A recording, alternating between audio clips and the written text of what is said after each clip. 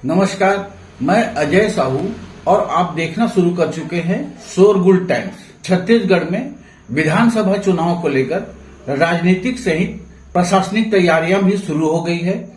नए साल में नई सरकार अस्तित्व में आ जाएगी। इस रिपोर्ट से इस साल के शोरगुल टाइम्स ने दुर्ग जिले के कांग्रेस विधायकों के रिपोर्ट कार्ड को अपने वीडियो में कवर किया था। इस बार बेमेतरा जिले की बारी है। हम अपनी रिपोर्ट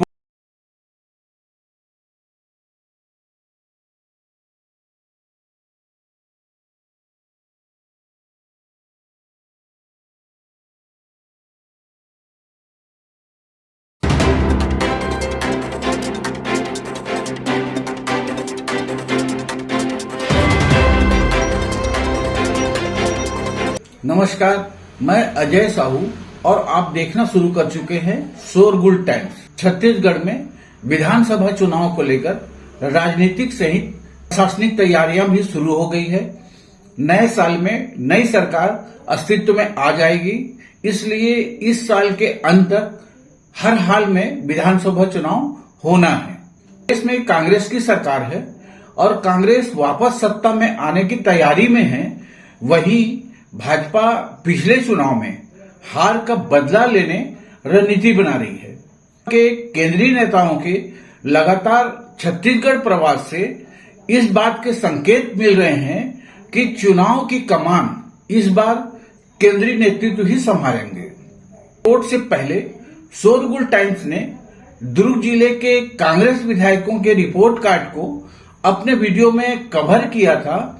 इस बार बेमेतरा जिले की बारी है। हम अपनी रिपोर्ट में बताएंगे कि चुनाव से पहले बेमेतरा जिले में चुनाव को लेकर क्या हलचल है, क्षेत्र में विधायकों के जनाधार की क्या स्थिति है, चुनाव में कांग्रेस विधायकों में किसकी टिकट पक्की है और किस विधायक को टिकट के लिए संघर्ष करना पड़ सकता है।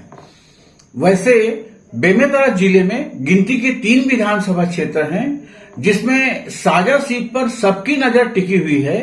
यहाँ के विधायक रविंद्र चौबे लगातार क्षेत्र का प्रतिनिधित्व करते आ रहे हैं। प्रदेश सरकार में एक जिम्मेदार मंत्री का पद संभाले हुए हैं। क्षेत्र में विकास कार्यों को गति मिली है। बावजूद विधायक चौबे के रिपोर्ट कार्ड की बात करें तो उनका जनाधार का ग्राफ लगातार घटते जा रहा है। कारण भी बहुत साफ है कि अब विधायक चौबे का कांग्रेस नेताओं, कार्यकर्ताओं और आम जनता से सतत संपर्क छूट गया है। क्षेत्र में विकास कार्यों का भूमि पूजन और उद्घाटन के अवसर पर विधायक चौबे की उपस्थिति जरूर दिखती है, लेकिन बाकी समय क्षेत्र में उनकी दूरी बनी रहती है। यही कारण है कि विधायक चौबे की क्षेत्र में पकड़ अब पहले जैसे नहीं है। प्रदेश के वरिष्ठ विधायकों में विधायक चौबे की गिनती होती है। मुख्यमंत्री भूपेश बघेल से आए दिन उनका संपर्क होता है। इस नाते मुख्यमंत्री के कृपा पात्र कोटे से उनकी टिकट पक्की मानी जा रही है, लेकिन चुनाव में जनता के रोष का सामना उन्हें करना पड़ सकता है। क्षेत्र में भूपेश बघेल को लेकर जनता में असंतोष जैसी स्थिति नहीं है, लेकिन विधायक चौबे का आम लोगों से सतत संपर्क नहीं होने से नाराजगी दिख रही है। हालांकि साझा सीट के लिए भाजपा प्रभावशाली व दमदार चेहरे का अभाव है। बावजूद यहां से चुनाव में इस बार विधायक चौबे को संघर्ष की स्थिति का सामना करना पड़ सकता है। इस साल के अंत तक विधानसभा चुनाव होना है।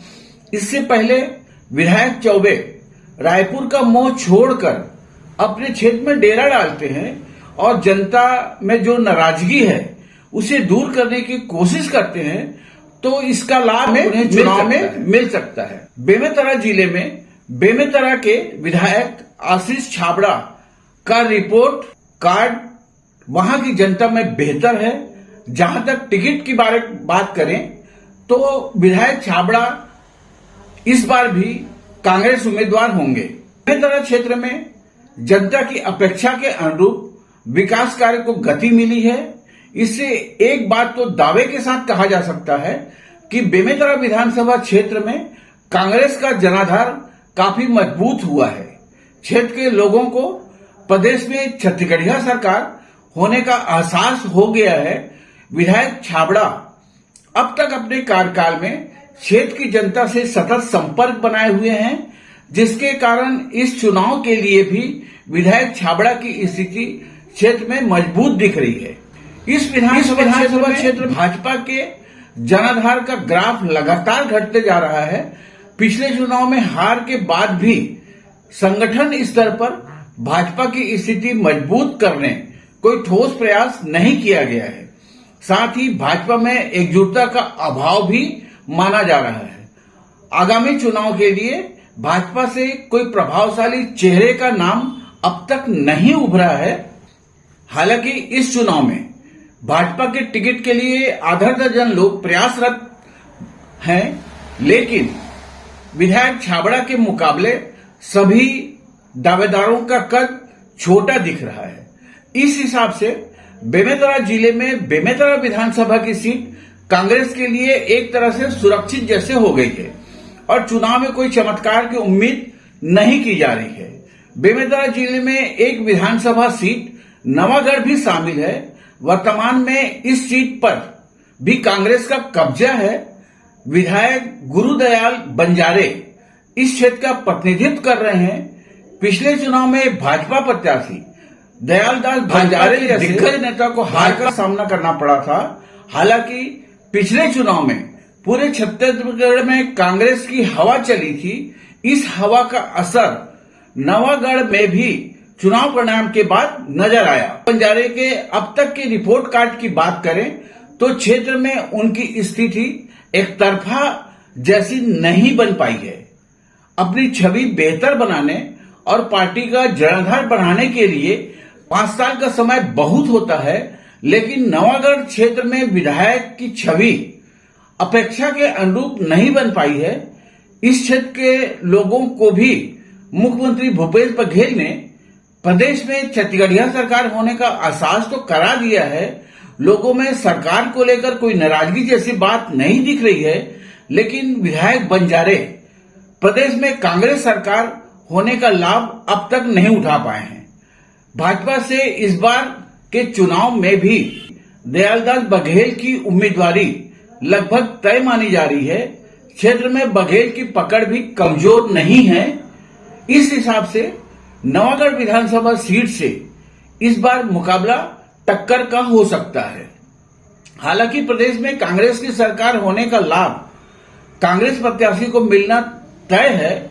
बावजूद इस सीट पर कांग्रेस की स्थिति सुरक्षित जैसी नहीं है।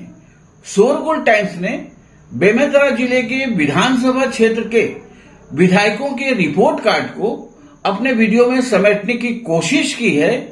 आप देखें और इस चैनल को सब्सक्राइब करते हुए वीडियो को लाइक करना ना भूलें। नमस्कार, धन्यवाद।